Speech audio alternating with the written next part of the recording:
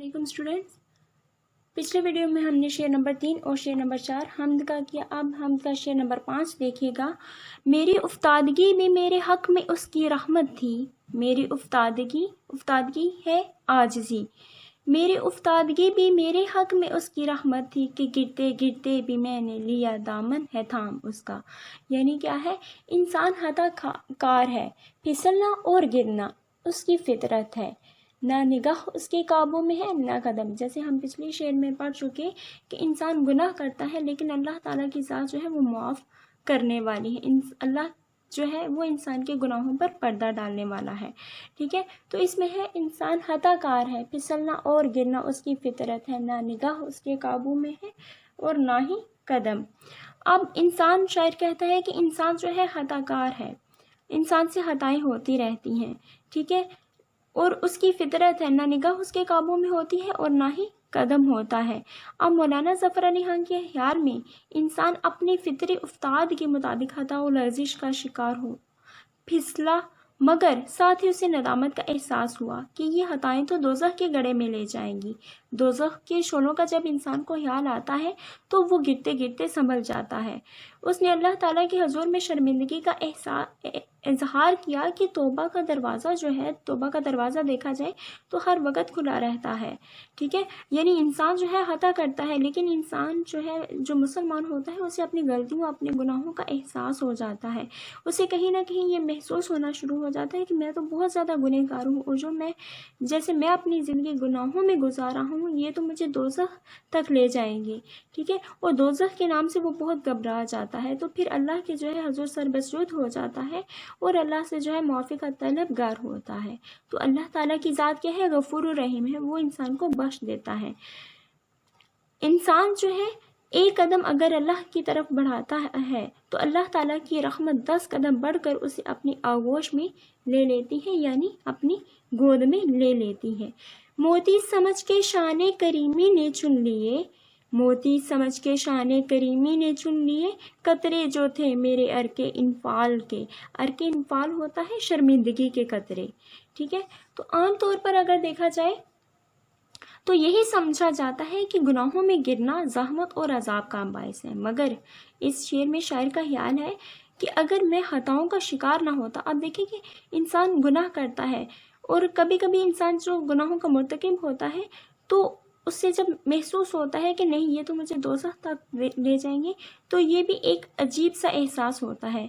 जैसे शायर का ख्याल है, अगर मैं खताओं यानी गुनाहों का शिकार ना होता, अगर मैं गुनाह ही ना करता तो उसकी रहमत का दामन थामने की सादत ही नसीब ना होती। तो ये भी इंसान के लिए एक बहुत बड़ी सादत हो जाती है कि जब इंसान अपनी ज़िंदगी गुनाहों में गुजारता है तो उसे महसूस होता है कि नहीं ये तो मेरी दुनिया और आखिरत दोनों जो है वो तबाह कर देंगे।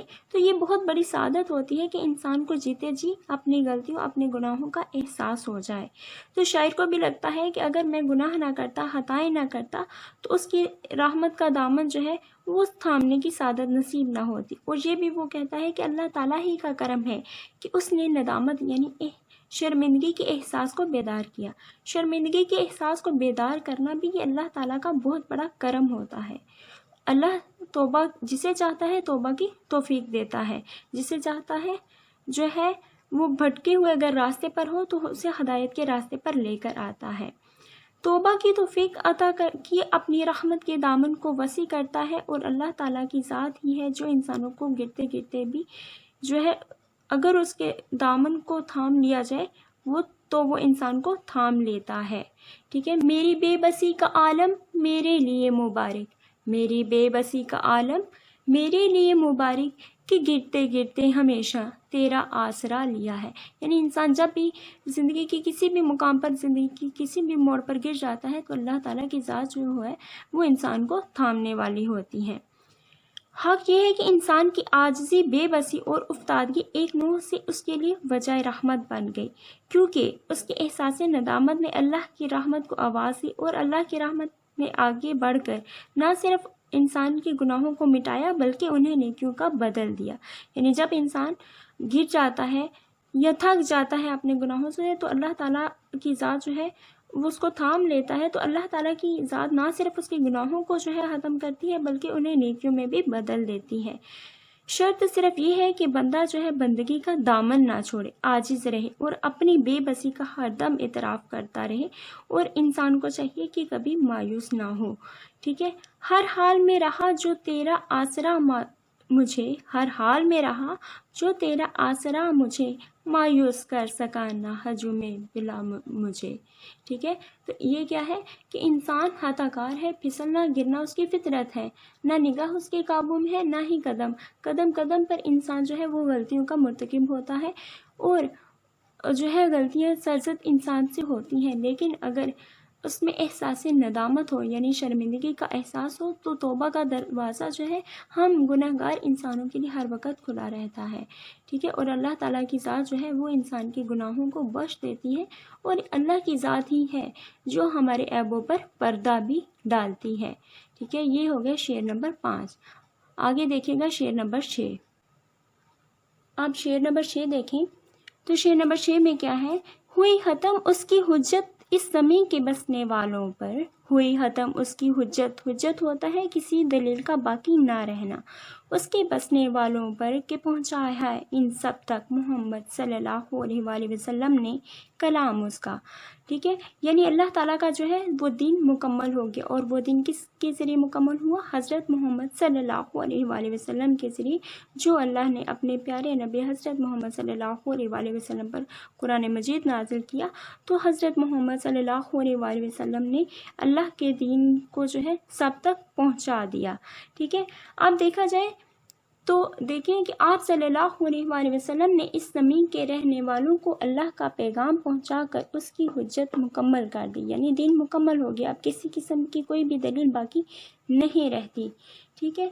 اب کوئی شخص یہ نہیں کہہ سکتا کہ اس تک جو ہے اللہ تعالیٰ کا پیغام نہیں پہنچا، کیونکہ اللہ تعالیٰ نے جو ہے محمد صلی اللہ علیہ وآلہ وسلم پر قرآن نازل فرمایا، انہوں نے قرآن کے اس پیغام کو دنیا والوں تک پہنچایا، اور اب قیامت تک مسلمان جو ہیں وہ اس پیغام حق کو عام کرنے کے پابند ہے، یعنی حضرت محمد صلی اللہ علیہ وآلہ وسلم کے بعد اب کوئی نبی تو نہیں آئے گا، اب مسلمانوں کا یہ فریضہ ہے کہ وہ قیامت تک آنے والوں انسانوں کے لیے جو ہے قرآن کا پیغام پہنچاتے رہیں گے، ٹھیک ہے۔ امر بالمعروف و نہی عن المنکر کا سبق دیتے رہیں گے، اچھے کاموں کا حکم دیتے رہیں گے اور برے کاموں سے منع کریں گے۔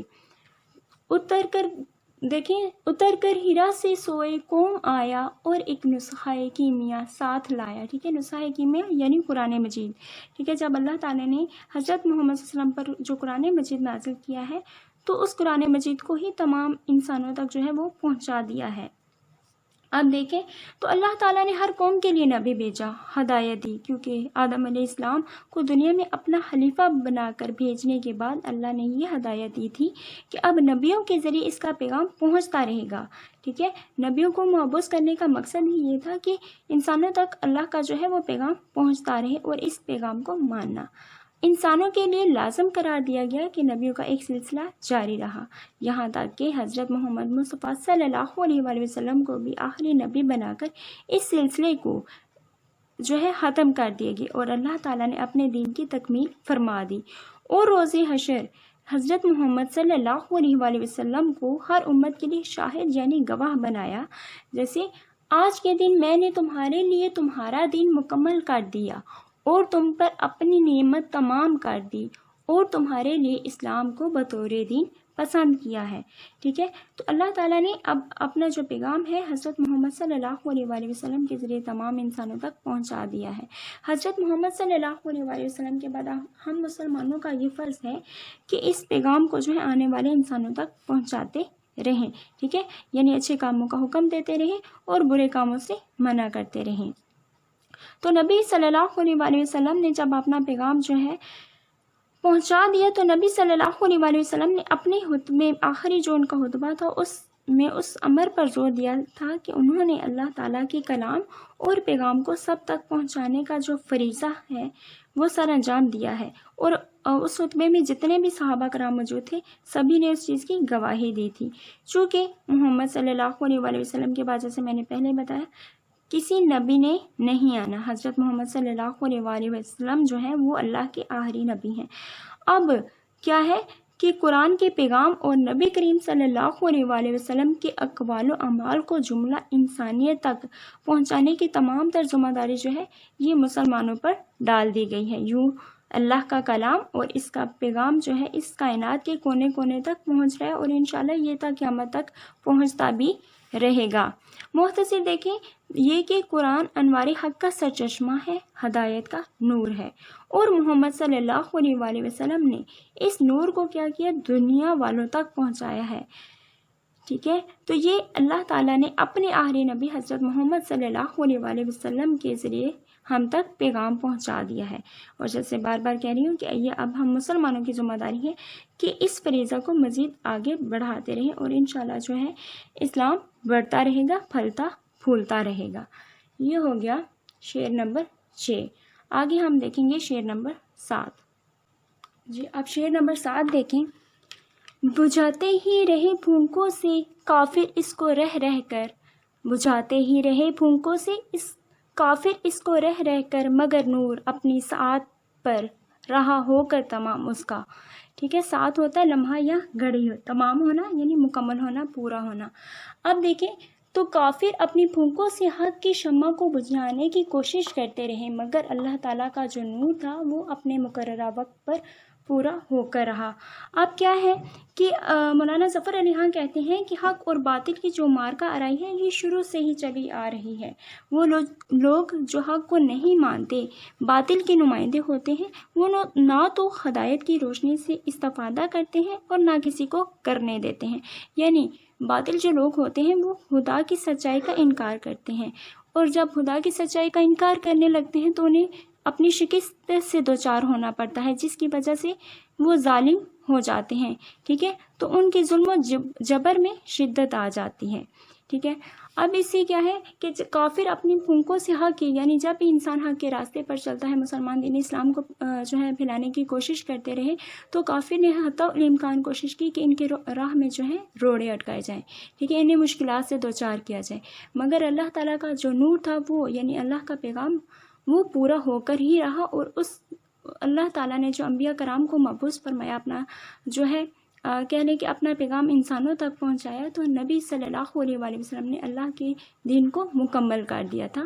حضرت محمد صلی اللہ علیہ وسلم چونکہ اللہ کے آخری نبی تھے، تو قرآن مجید جو ان پر نازل ہوا اس کی وجہ سے جو ہے وہ دین مکمل ہو کر رہ گیا تھا۔ ٹھیک ہے، اب اس کے بعد مسلمانوں کا ظاہر ہے یہ فرض ہے کہ وہ اس کو مزید جو ہے تا قیامت تک جو ہے اس فریضے کو سر انجام دیتے رہیں۔ تو کافر جو لوگ ہوتے ہیں وہ کیا کرتے ہیں کہ ہمیشہ انہوں نے دیکھیں، اگر حضور صلی اللہ علیہ وآلہ وسلم کی مبارکہ زندگی کو دیکھیں تو حضور صلی اللہ علیہ وآلہ وسلم جو ہیں اللہ کے نبی جو بنا کر اس دنیا میں بھیجے گئے تھے، تو ان کے لیے بے شمار جو ہے وہ مشکلات پیدا ہوئی۔ کافی لوگوں نے بہت سارے جو ہے انہیں مشکلات سے دوچار کیے، ان کے راستے میں روڑے اٹکائے۔ ٹھیک ہے، لیکن حضرت محمد صلی اللہ علیہ وآلہ وسلم پیچھے نہیں ہٹے تھے۔ تو اگر آپ دیکھیں کہ عرب کا زمانہ جاہلیت جس میں حضرت محمد صلی اللہ علیہ وسلم مبعوث ہوئے، کائنات کی بدترین بستی تھا، یعنی حضرت محمد صلی اللہ علیہ وسلم سے پہلے عربوں کے حالات آپ جانتے ہیں کہ کس قدر جو ہے وہ مشکلات سے دوچار تھے، اور ان کی جو زندگیاں تھیں وہ بدترین تھیں۔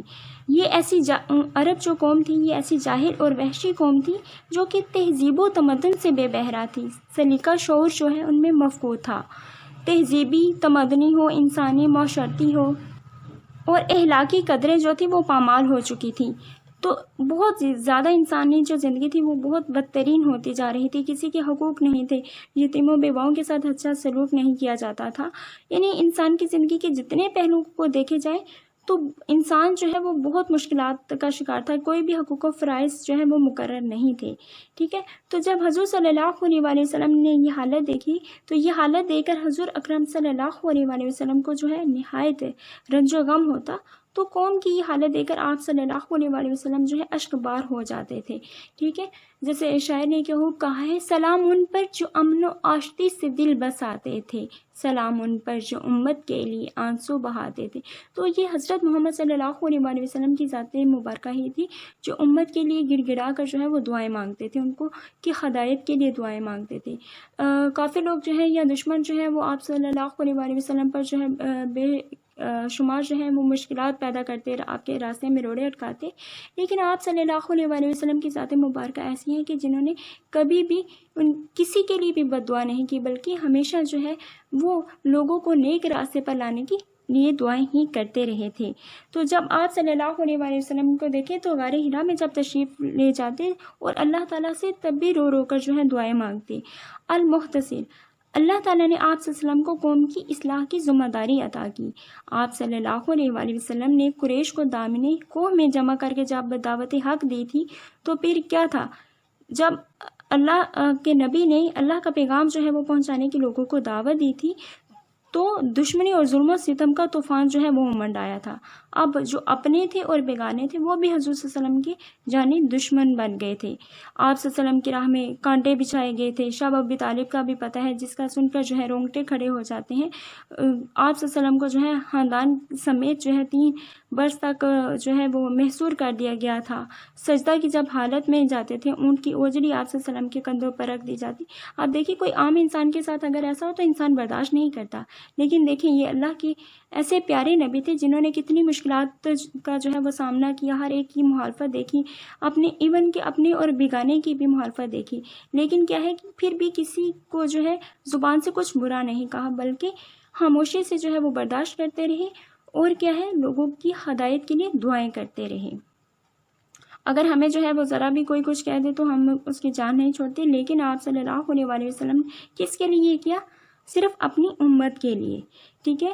تو سجدہ کی حالت میں دیکھیں ان کی اوجڑی آپ صلی اللہ علیہ وسلم کے کندھوں پر رکھ دی جاتی۔ طائف میں گمراہوں کو صراط مستقیم پر لانے کے لیے تشریف لے گئے تو وہاں پر کیا ہوا، آپ صلی اللہ علیہ وسلم کو لہو لہان کر دیا گیا، لیکن کیا ہوا، آپ صلی اللہ علیہ وسلم کے لبوں سے دعا نکل رہی ہے کہ اے اللہ ان لوگوں کو ہدایت عطا کرنا، یہ مجھے نہیں پہچانتے کہ میں ان کا خیر خواہ ہوں۔ تو دیکھیں کتنی بڑی بات ہے کہ حضرت محمد صلی اللہ علیہ وسلم جو ہیں لوگوں کو برا بلا نہیں کہتے تھے، نہ ہی بد دعا دیتے تھے، بلکہ ہدایت کی دعا کرتے تھے، ٹھیک ہے۔ وہ کانٹوں میں رہے اور گل کھلانے کے لیے، وہ کانٹوں میں رہے اور گل کھلانے کے لیے، فضا پر ابر رحمت بن کے چھانے کے لیے آئے۔ تو یہ آپ صلی اللہ علیہ وسلم نے خود تو کانٹوں بھری زندگی جو ہے گزاری، لیکن ہمیشہ پھول کھلاتے رہے، ٹھیک ہے۔ تو الغرض آپ صلی اللہ علیہ وسلم کی ان تکالیف کے عوض جو ہے اسلام اتنا پھیلا کہ چشم فلک نے بھی دیکھ لیا کہ وہ جس کا ساتھ دینے کے لیے کوئی تیار نہ تھا، اپنے اور بیگانے آپ صلی اللہ علیہ وسلم کی جان کے دشمن ہو گئے تھے، تو انہوں نے دیکھا کہ اسلام کس قدر جو ہے وہ پھل پھول رہا ہے۔ آج اس لازوال اور ابد تک رہنے والے پیغمبر صلی اللہ علیہ وسلم سے دنیا کی ایک شے جو ہے وہ مستفید ہو رہی ہے۔ کیا وہ بقول شاعر ہے یا کیا خوب شاعر نے کہا ہے، رہے اس سے محروم آبی نہا کی، ہری ہو گئی ساری کھیتی خدا کی، ٹھیک ہے۔ تو یہ آپ صلی اللہ علیہ وسلم کی ذات مبارکہ ہی تھی کہ جس سے نہ تو کوئی آبی اور نہ ہی کوئی خاکی جو ہے وہ مخلوق محروم رہی تھی، بلکہ ہری ہو گئی ساری کھیتی خدا کی۔